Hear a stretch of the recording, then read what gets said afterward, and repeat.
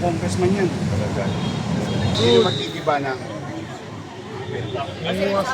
Hi, hello. Subscribe lang kayo dito. Mag-iingat kayo.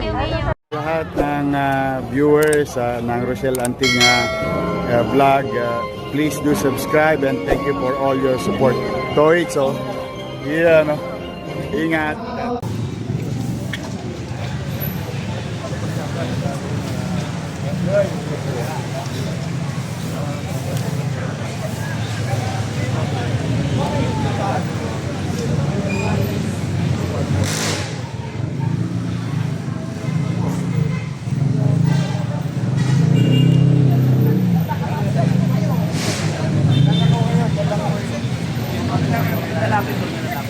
Padulas.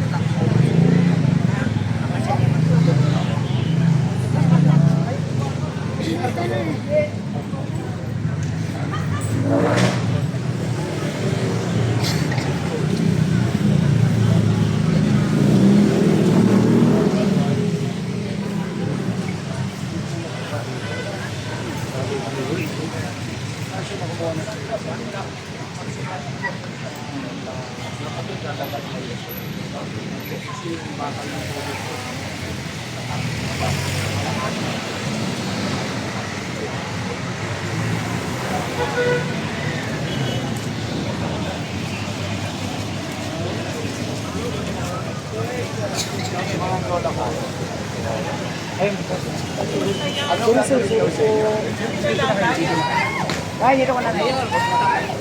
Kasi, yung building na yun, ano ba nakikita? Sa baba po. Nagkapansin sa akin. So,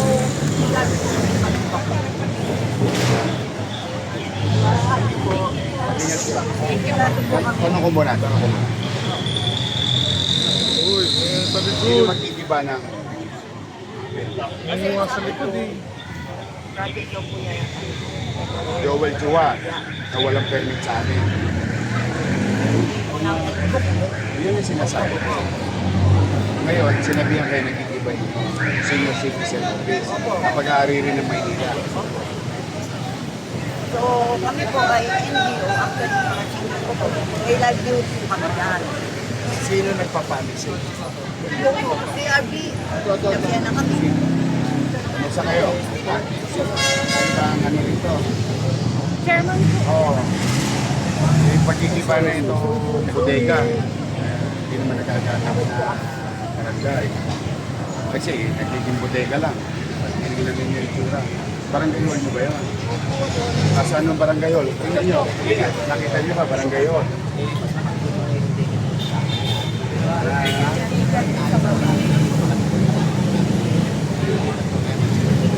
Bakit mo aalisin dito?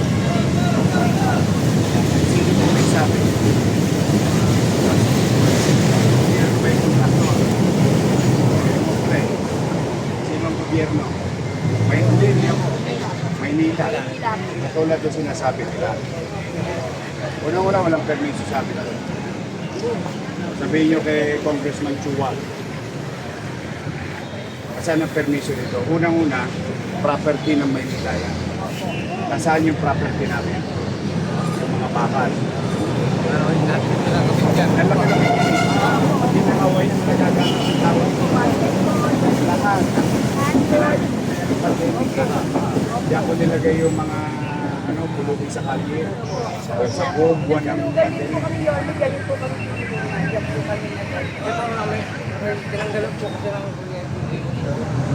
Sino na naman nagtanggal ng building? Natanggalan pa lang daw. Kaya nalipat sa Si Randy.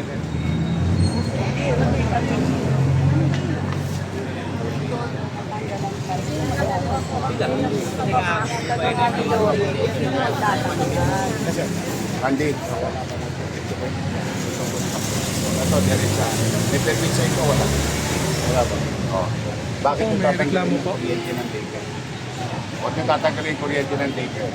Kayo, manatili kayo dyan hanggat walang pasya ang pamahalaang lungsod ng Maynila. Hindi congressman. Bakit? Property yan ng Maynila. Hindi yan property ng Kongreso. Pero yung sabi ko sa papatayan na kayo ng kuryente. Hindi po, Nay. Bakit? Ito ang city electrician. Hindi pwedeng sabi-sabi lang. Katulad yung sinasabi ni Chairman. Huwag kayong umalis doon hanggat hindi sinasabi ng pamahalaang lungsod ng Maynila. Kasi property yan ng lungsod ng Maynila, hindi ng Congressman Chua. Kaya sinasabi, kaya nagkakagulo gobyerno. Ang hilig-hilig makialam ng congressman. Ayan, ito yung ninyo, property namin yan. Ginagamit ng taong bayan niya. I know. Maginahawa na nagagamit ng tao yan dati pa eh. Marami po kami talaga natutulungan. Ilang years po kami na. I will investigate this. But for the meantime, natinis na yun. Sabihan niyo na yung mga masula. Office namin katabi ng police. Wala ka po. Ulitin ko po. Namin makapagkakaroon sa media. Tama na. Yan po yung Ganun lang po. Robert Gutierrez. Wala na ba?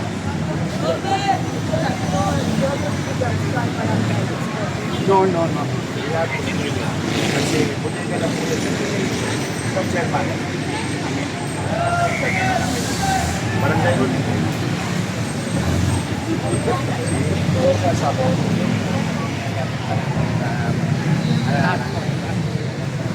Kaya lang kasi, kailangan namin clear. Kasi tatayo ako kayo ng malaking kasya. Pinagawin kayo. Bulok-bulok na kasi. Kaya gusto ko, maging live na rin. Pero mas malaking live.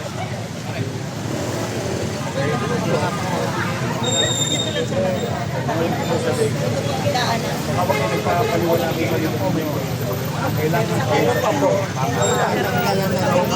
Nagpapansin ang kontrakto.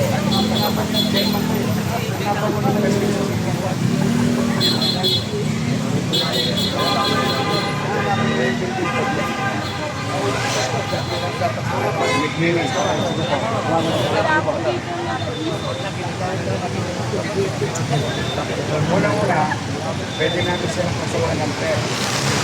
Okay, yung building dyan, tama, property ng Maynila yun.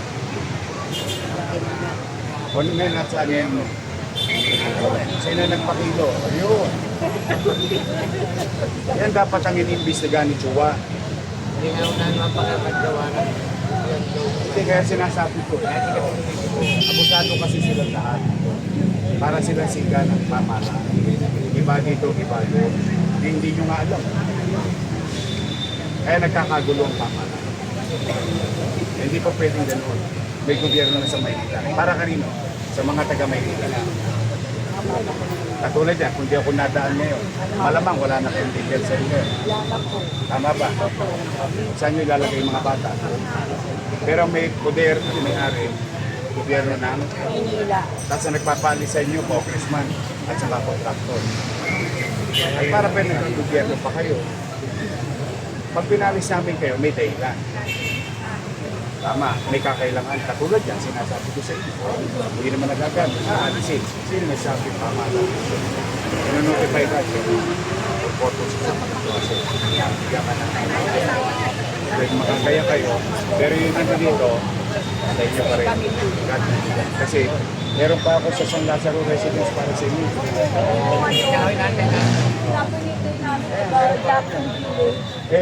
Buti nga hindi na ipamilya, kundi malamang puro staff ng congressman na naman yun. Saan ka nakakita? Pati picture ng congressman sa night. Night. Oh. Ha? Hindi siya pwede magkakaopisina dyan kasi property ng Maynila yan. Halimbawa, ginawa nila yan sa Jose Reyes. Oh, good. May national government property. Kailangan ko panatagan ng kalooban nila. Halimbawa, ginawa nila sa San Lazaro, ang hospital, sa Jose Reyes. Okay yun. Property nila yun. Pero hindi na pwede gawin dito na walang permiso ng gobyerno ng Maynila. Kaya, may gobyerno na ngayon. Oh. Yan ang dahilan ko kung bakit ako mismo mapapasok sa kalsada. Para makakausap ang mga tao.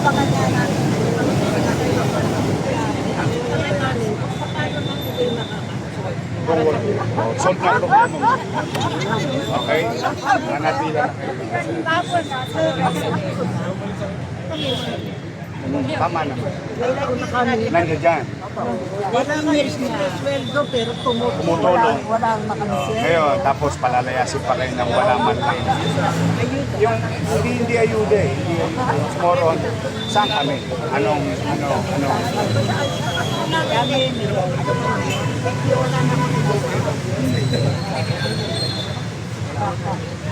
sumanda kami. Handa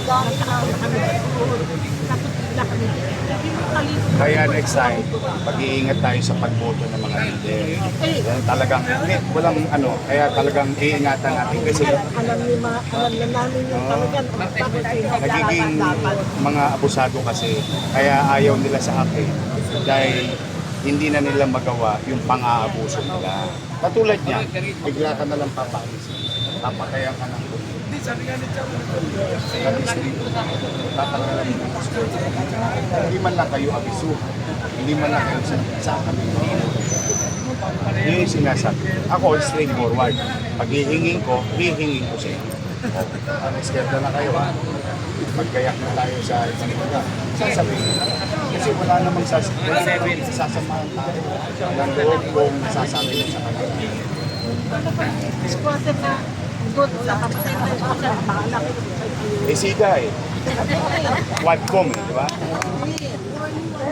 Regarding sa Lazaro Residence, application mo, wala na po panibago na po.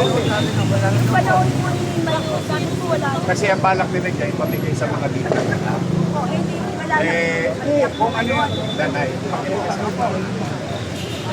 Yung dokumento nyo, itinapon sa isang kwarto sa San Sebastian Residence. Natagpuan na namin. Ngayon, iniimbestiga nga at marami nga ang sumuko dahil alam nila makakasuhan sila doon sa mga awardee. Kasi they violated the housing, the in-city. At pag makikita mo, ang mga bahagan, meron congressman. Ito, nandisinuloy.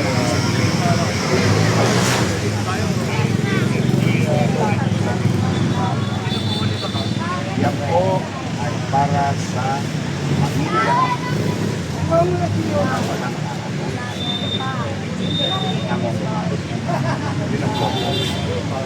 maaari, stock nila, okay naman. Qualified sa natin. Hindi po, yung application nyo na doon na, irarapol. Ang rapol po, naalala niyo yung ginawa ko dati, nilagay ko sa tambyo. Kasi hahayaan ko ng Diyos na kasi kung kanino. Naka-live, naka-rapol. Nasa tambyo. Yun yung proseso. Eh, basta I will do it. Para makita ninyo yung katotohanan ng pamahalaan ito, magtatayo pa ako ng isang tower sa Binondo ninyo. Kasi isang squatter naman to, sila naman ang gusto. Ay, pera lang ang problema ko, pangarap ko namin. Para sa pangarap para sa Maynila.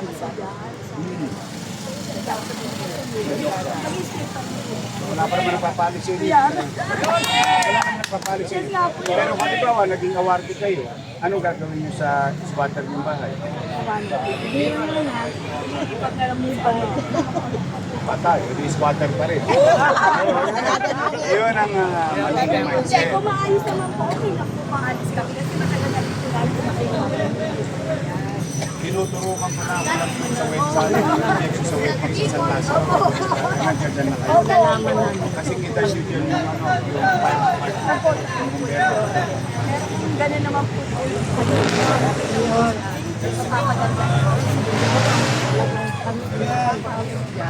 bibigyan kita ng lugar. Tama. Pero for the meantime, hindi kayo mapapala. Huwag yung putulan ng kuryente. Hindi na po putulan ng kuryente. Sabihin ko sa mga magmamahal. Patulong mo sa kung manatag kayo, nakausap nyo ng papatag. Okay? Thank you, Yorme. Diyan lang ako. Ay! Diyan lang ako.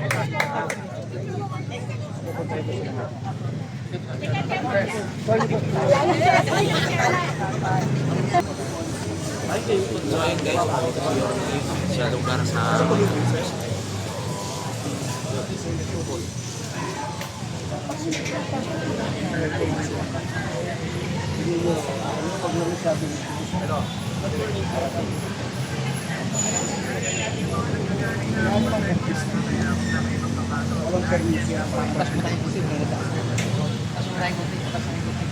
Penalize yung lahat yung mga gamit nila. Ano, hindi na ako matutulog. Wala na talaga yan, no? Kanya-kanya na. Tangin congressman yan. Talaga.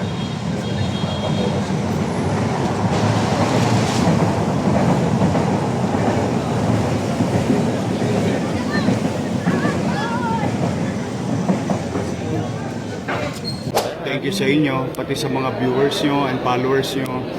Oh, marami na kayong aabangan. Yes, excited Handa na po ba kayo kami. mapuyat? Yes naman, Yorme. Ay makapagpasalamat sa inyong lahat.